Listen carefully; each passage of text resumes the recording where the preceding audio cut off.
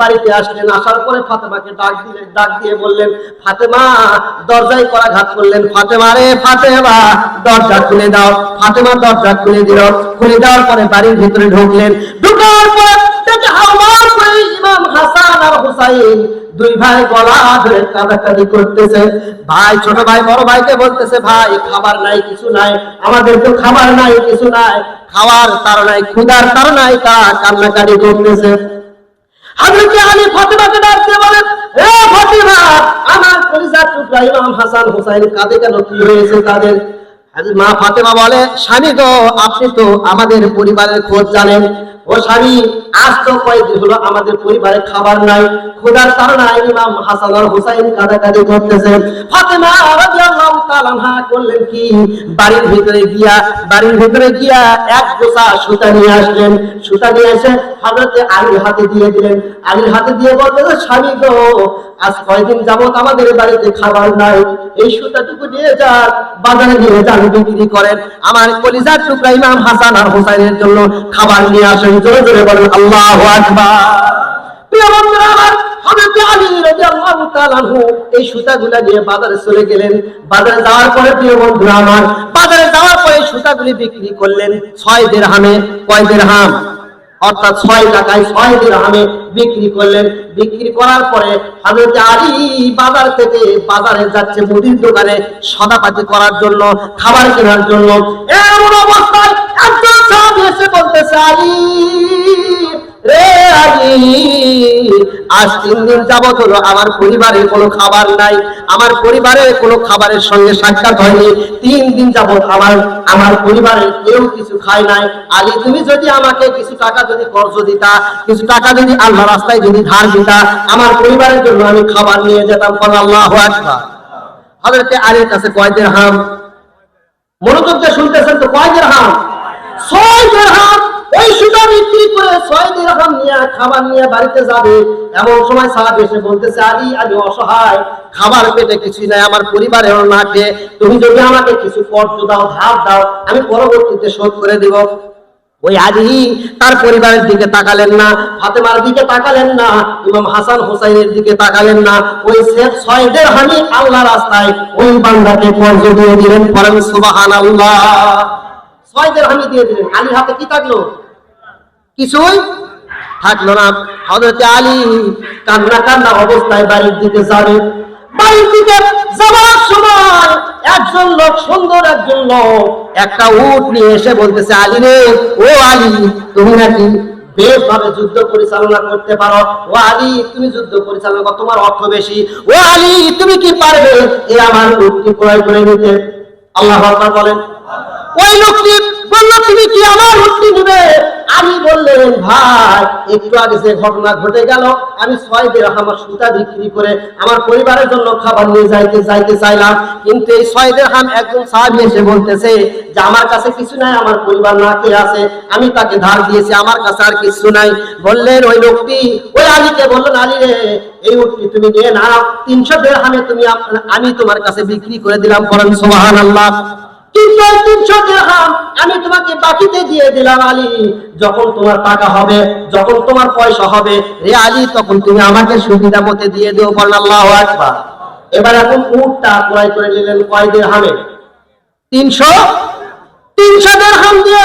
হযরত আলীর হাতে কিছু নাই, উট নিয়ে যাইতেছেন, যাইতে যাইতে আরেকজন লোক এসে সামনে দাঁড়িয়ে গেল। দাঁড়িয়ে বলতেছে, আলী রে, অনেক উট আমি দেখেছি, অনেক জীবনে আমার অনেক উট আমি দেখেছি, এত সুন্দর উট আমি দেখি না, আলী, উটটা তুমি কি বিক্রি করবা নাকি? একজন দিয়ে গেল, আরেকজন ক্রয় করে নেওয়ার জন্য উদ্গ্রীব। আলীকে ডাক দিয়ে বলে, আলী, উটটি তুমি কি দিবে নাকি? এবার সাহাবী হযরত আলী বলতেছে, উট তো আমি দিব, এই উটের দাম কত নিবা? ওই লোকটি বলতেছে, আমি 300 দিরহাম দিব। ওই 300 দিরহাম দিয়া হযরত আলীর কাছে ওই আলী উটটি বিক্রি করে দিয়ে কিছু খাবার নিয়ে বাড়িতে চলে গেলেন। পড়েন সুবহানাল্লাহ। কিছু খাবার নিয়ে বাড়িতে গেলেন। বাড়িতে যাওয়ার পরে কি করুণ ঘটনা ঘটলো। বাড়িতে যাওয়ার পরে আমার নবী, বিশ্ব নবী মুহাম্মদ রাসূলুল্লাহ সাল্লাল্লাহু আলাইহি সাল্লাম, মা ফাতেমা এক পাশে আর ইমাম হাসান হোসাইন নবীর কোলের মধ্যে বসে আছে। পড়েন সুবহানাল্লাহ।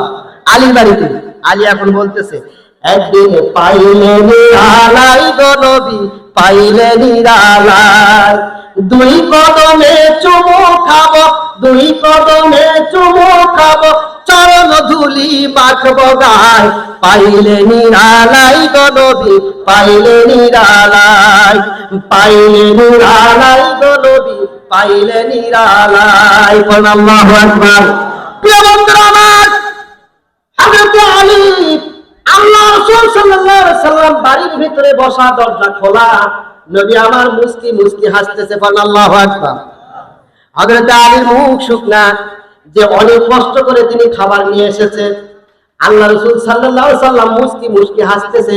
মুস্কি মুস্কি হাসা কি সুন্নাত? কি মুস্কি মুস্কি হাসার ভেতরে সওয়াব নাকি?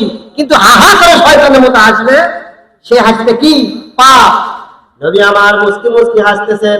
আল্লাহ রাসূল সাল্লাল্লাহু আলাইহি সাল্লাম আলীকে ডাক দিয়ে বলে, আলী তুমি বাজার থেকে আসবে, এত দেরিতে কেন আসবা? আলী বলতেছে, ইয়া রাসূলুল্লাহ, ঘটনা ঘটে গেছে। আল্লাহ রাসূল এইবার আলীকে বলতেছে, আলী যে ঘটনাগুলি ঘটলো, ওই ঘটনা আমি বলবো না, তুমি বলবা। আল্লাহু আকবার। তাহলে যে ঘটনাগুলি বাজারে ঘটেছে, এই ঘটনা আমার রাসূল জানে কি জানে না? কথা বলেন, জানে কি জানে না? আমার রাসূল সাল্লাল্লাহু আলাইহি সাল্লামের সামনে আলী মুহাম্মদ সাল্লাল্লাহু আলাইহি সাল্লাম যেমন মুস্কি হাসি দিলেন, আলী তেমন হাসি দিয়ে বলতেছে, ইয়া রাসূলুল্লাহ, ইয়া হাবিবাল্লাহ, কি ঘটনা বাজারে ঘটেছে নবী গো, সুন্দর করে বলেন দেখি শুনি। শোনার দরকার আছে না নাই? প্রিয় বন্ধুরা আমার, এই ঘটনাগুলি কেমন করে ঘটলো কিতাবের ভিতরে এসেছে। এই যখন আলী রাদিয়াল্লাহু তাআলা যখন 6 দিরহামে যখন সুতা যখন বিক্রি করলেন, বিক্রি করার পরে আমরা কিন্তু আমাদের পরিবারে যদি অভাব থাকতো, আমাদের পরিবারে যদি অভাব, খাবার নাই, ওই সময় যদি আপনি কিছু নিয়ে যা বিক্রি করেন, বিক্রি করে যদি আপনি খরচ পাতি যদি নিয়ে আসেন, ওই সময় একজন লোক যদি আপনার সামনে ভিক্ষুক যদি এসে দাঁড়ায়, আপনি কি করবেন বলেন তো? লাঠি দিয়ে লাঠি পেটা শুরু করবেন। আমার পরিবারের লোক যদি না খেয়ে আসে, আমার আর ঝামেলা এসে দাঁড়াচ্ছে। কথা বলেন ঠিক কিনা?